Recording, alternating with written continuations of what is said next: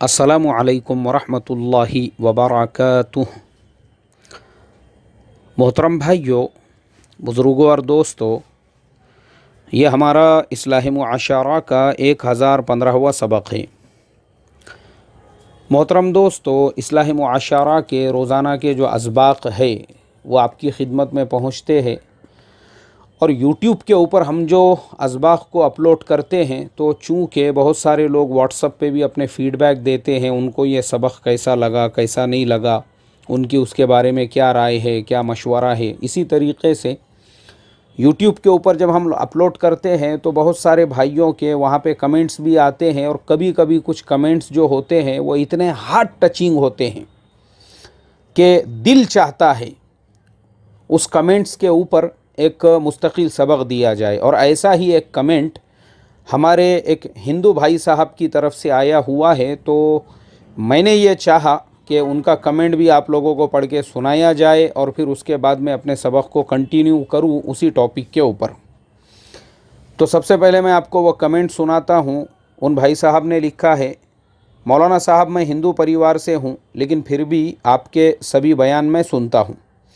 आपके सभी बयानों से मैं सहमत हूँ क्योंकि आपके सभी बयान राष्ट्र हित में है, वो निष्पक्ष है। मैं मध्य प्रदेश के इंदौर से हूँ, एक सरकारी सेवा में कार्यरत हूँ, रेलवे विभाग में।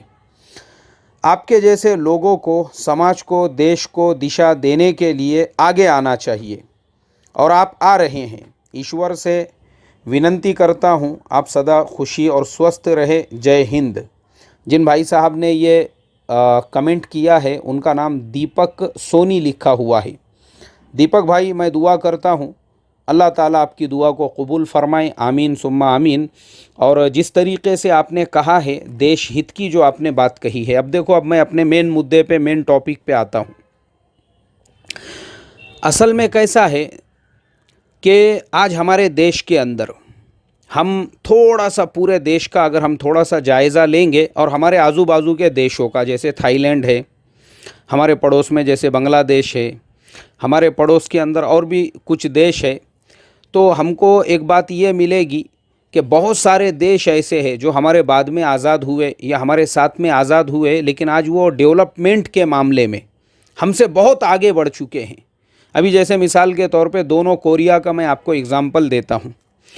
हमारी जो स्वतंत्रता थी, हमारा इंडिपेंडेंस डे 15 अगस्त 1947 को है, उसके एक साल बाद 15 अगस्त को ही, लेकिन 1948 को कोरिया आज़ाद हुआ। उसके बाद कोरिया में बहुत सालों तक जंग चली, फिर 1952-53 के अंदर दोनों कोरिया अलग हुए। वो एक लंबी स्टोरी है। लेकिन उसके बाद क्या हुआ कि कोरिया ने जो पिकअप पकड़ा वो इस एहसास के साथ में कि भाई हमारे आजू बाजू में तो कोई है नहीं, हम चारों तरफ से समंदर के अंदर है, अब हमको अगर कुछ करना है तो अपने ही पैरों पर। तो कोरिया का जो जनरेशन था वो देश को डेवलपमेंट करने के लिए 60s के दौर में ऐसे लग गया कि आज कोरिया को अगर हम देखेंगे तो कोरिया की 4 सबसे बड़ी जो कंपनीज़ है वर्ल्ड वाइड, उन्होंने हर चीज़ को कैप्चर किया हुआ है। मतलब कोई घर ऐसा नहीं है वो 4 कंपनीज़ के किसी प्रोडक्ट, किसी ना किसी, कोई ना कोई प्रोडक्ट आपके घर में ना हो। पहले नंबर पे है सैमसंग, दूसरे नंबर पे है हुंडई, तीसरे नंबर पे है एलजी, चौथे नंबर पे है देवू मोटर्स और एक कंपनी है 5वें नंबर पर, वो है पोस्को स्टील। पोस्को स्टील जो है ये भी एक स्टील की बहुत बड़ी कंपनी है। तो खैर, तो कोरिया ने क्या किया, हमारे बाद में इतना पिकअप पकड़ा, मैं समझता हूँ जितना कोरिया का जनरेशन है, यानी जितना वहाँ का टोटल पॉपुलेशन है उससे कई गुना ज़्यादा सैमसंग कंपनी जो है दुनिया को मोबाइल हैंडसेट बेच चुकी है, टीवीज़ बेच चुकी है, एलजी कंपनी रेफ्रिजरेटर और ओवन और वॉशिंग मशीन्स बेच चुकी है। इसी तरीके से दूसरे नंबर पर आती है हुंडई कंपनी। आप देखिए, हुंडई की कार, मैं समझता हूँ हमारे अपने महल्ले में, हमारे अपने गली में अगर हम देखेंगे तो कम से कम किसी एकाधे के पास में तो ज़रूर होंगी। तो मैं ये सिर्फ आपको एग्ज़ाम्पल देना चाहता था कि ऐसा देश खाने को नहीं था वहाँ पे, क्योंकि मैं 2 बार साउथ कोरिया जाके आ चुका हूँ, वहाँ की पूरी हिस्ट्री मुझे पता है। खाने को नहीं, खाने को हमारे से बदतर हाल था। अंग्रेज़ जब हमको छोड़कर गए थे तो आज से अच्छी हालत में छोड़कर गए थे। लेकिन साउथ कोरिया जब आज़ाद हुआ, दोनों भी कोरिया, तो वहाँ पे गधों का, खच्चरों का यूज़ करते थे। उनको तो ये सब चीज़ें पता भी नहीं थी। वो मुल्क का हाल ऐसा था। तो ठीक है, वो मेरा टॉपिक नहीं है, अभी मैं ज़्यादा उस पर डिटेल्स नहीं बताता हूँ। उसके बाद हम हमारे पड़ोस में आ जाइए, थाईलैंड है। थाईलैंड का क्या हाल था, आपको सारे डिटेल्स मिलेंगे। और आज का थाईलैंड आप देख लो, पूरी दुनिया झुकी हुई है। दुनिया के अंदर पिछले साल 2nd नंबर पे थाईलैंड का टूरिज़्म आया। अब मैं आपको एक ऐसे देश का जिक्र करूंगा, एक ऐसे देश के बारे में जो एक ज़माने तक हमारे इंडिया के चंदे पे पलता रहा। इंडिया ने जिसको पाला पोसा और बड़ा किया, वो है बांग्लादेश। लेकिन आज आप अगर आज का बांग्लादेश देखेंगे, जो शेख हसीना ने 2009 में नारा लगाया था डिजिटल बांग्ला का, आज उन्होंने बांग्लादेश को वो लेवल पे लेकर चले गई है कि बांग्लादेश का जीडीपी हर चीज़ हमारे से ऊपर हो चुकी है। पर कैपिटा इनकम में भी बांग्लादेश हमसे ऊपर जा चुका है। फीमेल रेशियो के अंदर भी पर कैपिटा इनकम हमारे से कई गुना ज़्यादा हो चुका है। एक्सपोर्ट के अंदर आज चाइना के बाद वर्ल्ड में दूसरे नंबर पे बांग्लादेश ने अपनी पोजीशन बना ली है। तो एक्चुअल में मैं अपने देश से जो मोहब्बत करता हूं और मुझे जिस चीज़ की तकलीफ़ और दर्द होता है वो ये कि ये सारे देश आप देखो, साउथ कोरिया, दोनों कोरिया कब बने थे, थाईलैंड कब आज़ाद हुआ था, उसके बाद में बांग्लादेश तो अभी अभी बच्चा है, वो उसको तो हमने ही पाला पोसा बड़ा किया था। आज ये सब हमसे आगे निकल चुके हैं और हमको 75 साल हो चुके हैं आज़ाद होकर। उसके बाद भी हमारे देश के कई स्टेट्स में हम लोग खबरें पढ़ते हैं, खाना नहीं होने की वजह से, अनाज नहीं होने की वजह से लोग भूखे मर रहे हैं। कई ऐसी खबरें जब पढ़ने के लिए मिलती, जैसे कोयली देवी झारखंड के अंदर, उनका बच्चा भात भात करते करते माँ की गोद में दम तोड़ दिया।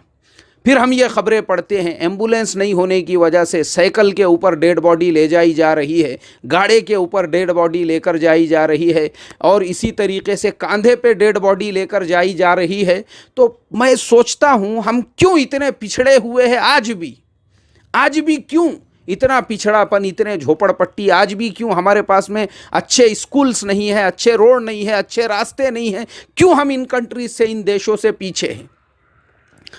तो मुझे उसका रीज़न समझ में आता है कि हमारे देश में हम लोगों को धर्म के नाम पर एक नशे की गोली खिलाई गई है, और वो दोनों तरफ से है। ऐसा नहीं है कि खाली हिंदू समाज के अंदर कुछ लोग ऐसे हैं जो समाज के अंदर इस तरीके की बातें चलाते हैं, मुस्लिम समाज में भी ऐसे कट्टरतावादी है।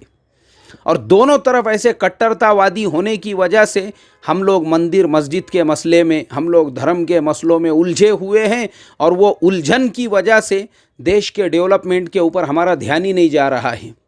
अच्छा, देश का जो मैक्स पॉपुलेशन है, मतलब जो अक्सरियत है, तो वो लोग ऐसे नहीं है।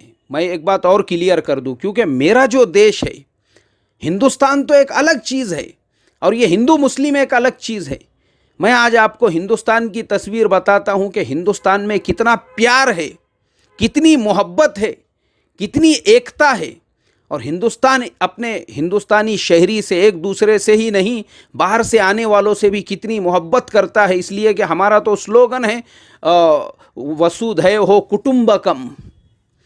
मैं आपको बताता हूँ ओरिजिनल हिंदुस्तान की तस्वीर। आज हम लोग कर्नाटका के अंदर, मैं जमात लेके चल रहा हूँ, एक बस्ती के अंदर हम लोग पहुँचे, देखा मस्जिद को ताला लगा हुआ है।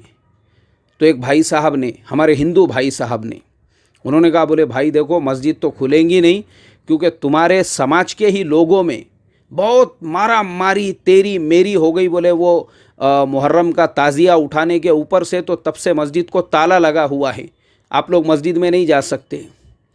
तो हमने कहा भाई हम लोग तो बाहर से आए हुए लोग हैं, अब हम लोग कहाँ बैठेंगे, कहाँ रुकेंगे। मेरे दोस्तों, ये है मेरा हिंदुस्तान। वो भाई हमको सामने ही एक मंदिर में लेकर गया, और पुराने ज़माने का मंदिर, और सामने जो है पूरा पूरा काले पत्थर का चबूतरा बना हुआ, उसने खराटे से वो पूरा साफ़ किया। हम लोगों ने अपने बैगों में से शतरंजियाँ निकाली, वहीं पे मशवरा किया और तालीम करते हुए बैठ गए। वो भाई साहब गए, उन्होंने 2-4 बाल्टी भर के हमारे लिए पानी वगैरह लेकर आए। ये मेरा हिंदुस्तान है, ये इसमें कोई हिंदू और कोई मुसलमान नहीं है। ये रियल इंडिया की तस्वीर मैं आपको बता रहा हूँ मेरे मोहतरम दोस्तों। और फिर दूसरी तरफ गुजरात के अंदर बारिश में पता चला कि हमारे कई ऐसे मंदिर थे जिसके अंदर कीचड़ भर गया, पानी घुस गया। माशाअल्लाह हमारे नौजवानों ने उन मंदिरों में जाकर पानी से वो सारे मंदिरों की सफाई की, उनकी धुलाई की, उनको साफ़ सुथरा किया। ये किसी धर्म की बात नहीं है, ये है ओरिजिनल हिंदुस्तान, इसे इंडिया कहते हैं। और सिर्फ ये 2 तस्वीरें नहीं हैं, मैं आपको कितनी तस्वीरें बताऊं। मैंने कहीं पर पढ़ा था कि केदारनाथ के अंदर अभी जो बारिश का तूफ़ान वगैरह आया, उस टाइम पे इत्तेफाक से मुसलमानों की एक ईद आ गई। ईद की नमाज़ पढ़ने के लिए मुसलमानों के पास जगह नहीं। हमारे सिख भाइयों ने अपना पूरा गुरुद्वारा मुसलमानों के हवाले कर दिया। भाई आप लोग गुरुद्वारे के अंदर ईद की नमाज़ पढ़ो। और मुसलमानों ने वहाँ पे गुरुद्वारे के अंदर ईद की नमाज़ अदा की। ये कौन है? ये हिंदुस्तान है मेरा। आप देखेंगे तो आपको हिंदुस्तान की तस्वीर कुछ अलग ही मिलेंगी। तो असल में मसला ये है कि हमारा जो मुल्क है, मुल्क की जो आम पब्लिक है, वो एक दूसरे से प्यार करने वाली, एक दूसरे से मोहब्बत करने वाली, आज भी हमारे गाँवों में, हमारे देहातों में आज भी बाजू में हिंदू का घर है, उसके बाजू मुसलमान का घर है, उसके बाजू दलित का घर है, उसके बाजू क्रिश्चियन का घर है। सारे समाज हम लोग एक साथ में रहते हैं।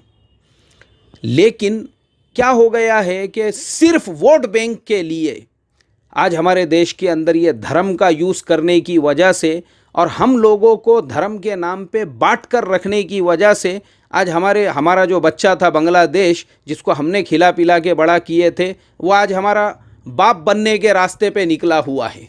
डेवलपमेंट के मामले में हमारे से 4 कदम आगे जा रहा है। हमारे लिए अफसोस की बात सिर्फ इसलिए है क्योंकि जो एनर्जी हमारे देश को डेवलपमेंट करने में लगना चाहिए थी, जो ताकत हमारी एजुकेशन में लगना चाहिए थी, जो हमारी पूरी जो क़ुव्वत है वो अपने देश का नाम दुनिया में रोशन करने में लगना चाहिए थी, पिछले कुछ सालों से पॉलिटिक्स के नाम पर वो पूरी ताकत ये हिंदू है, वो मुसलमान है, ये मस्जिद का मसला है, वो मंदिर का मसला है, हमको ये नारा लगाना है, उसको वो नारा लगाना है, अरे वो तो गाय लेके जा रहा है, अरे वो तो ये कर रहा है, वो तो वो कर रहा है। तो ये सारी चीज़ें होने की वजह से क्या हो गया, हमारी सारी एनर्जी और हमारा सारा फोकस जो देश के डेवलपमेंट के अंदर लगना चाहिए था, उसमें लगने की बजाय ये फालतू की चीज़ों में लग रहा है। मुझे आप बताओ ना, यानी मैंने आपको तस्वीर बताया कि मेरा हिंदुस्तान कितना खूबसूरत है। और बताऊं मैं आपको, ये जो हम बार बार बातें करते हैं ना, यहाँ हमारे साथ जातिवाद, वहाँ पे जातिवाद, ऐसी बहुत सारे लोग जातिवाद की बात करते हैं। लेकिन मैं आपको बताता हूँ कि मैक्सिमम हिंदुस्तान के अंदर अगर आप सफ़र करके देखेंगे, आपको सिवाय प्यार और मोहब्बत के कुछ भी नहीं मिलेगा। मैं अमृतसर जा रहा था, मुंबई से रात में एक ट्रेन निकलती है फ्रंटियर मेल, मेरा वहाँ से रिज़र्वेशन था, तो मैं अमृतसर जा रहा था। वो ट्रेन जो है तकरीबन मेरे ख़्याल से 36 घंटे का सफ़र तय करने के बाद दूसरे दिन सुबह जो है 6 बजे के वक्त में वो अमृतसर पहुंचती है। पहुंचे हम लोग वहाँ पे। अब अमृतसर कहाँ पर है? अमृतसर इंडिया का आखिरी शहर है। वहाँ से सिर्फ 4 किलोमीटर के दूरी पर पाकिस्तान का बॉर्डर शुरू होता है। तो अमृतसर का जो रेलवे स्टेशन है, अक्सर वहाँ पे जो आने जाने वाली ट्रेनें होती है, वहाँ पे पैसेंजर्स का पूरा सामान वगैरह चेक किया जाता है। लोग लाइन लगा के खड़े हुए हैं, मैं भी खड़ा हुआ हूँ लाइन के अंदर। मेरा नंबर आया। अब वो जो लोग सामान चेक कर रहे थे, उन्होंने मेरे बैग को अपने हाथ में लिया और उसकी जो चैन होती है, बस अभी उसको खोल रहे थे और खोलते खोलते उन्होंने मेरे से पूछा, भाई आपको कहाँ जाना है?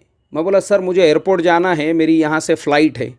अच्छा, आप क्या काम करते हैं? मैंने जवाब दिया कि सर मैं बच्चों को पढ़ाता हूँ। अच्छा कोई बात नहीं, ठीक है।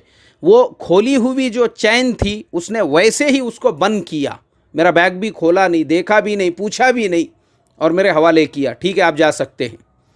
मेरे मोहतरम दोस्तों, मैं मुसलमान हूँ, माशाल्लाह चेहरे पे दाढ़ी है, सर पे टोपी है, लाइन लगी हुई है, जो आम लोग हैं, पैंट वाले, शर्ट वाले, इन वाले, जीन्स वाले, टी शर्ट वाले, उनके बैगों में के एक एक चीज़ को झटक के देखा जा रहा है। और मैं तो मुल्ला जी हूँ, वो बेचारों ने मेरे बैग को खोलना भी गवारा नहीं किया। ये हिंदुस्तान है मेरा, इतना प्यार, इतनी मोहब्बत मेरे देश के अंदर भरी हुई है। तो इसलिए चाहे आप हिंदू हो, चाहे आप मुसलमान हो, कोई भी हो, पहले आप एक इंडियन बनो, पहले आप एक हिंदुस्तानी बनो। ये लड़ाई झगड़ों में अपनी एनर्जी मत बर्बाद करो, ये हिंदू है वो मुसलमान है, नहीं, हम सब एक है। हमारे अंदर एक दूसरे का प्यार, एक दूसरे का रिस्पेक्ट, एक दूसरे की मोहब्बत, एक दूसरे की इज्जत, ये कूट कूट के होनी चाहिए।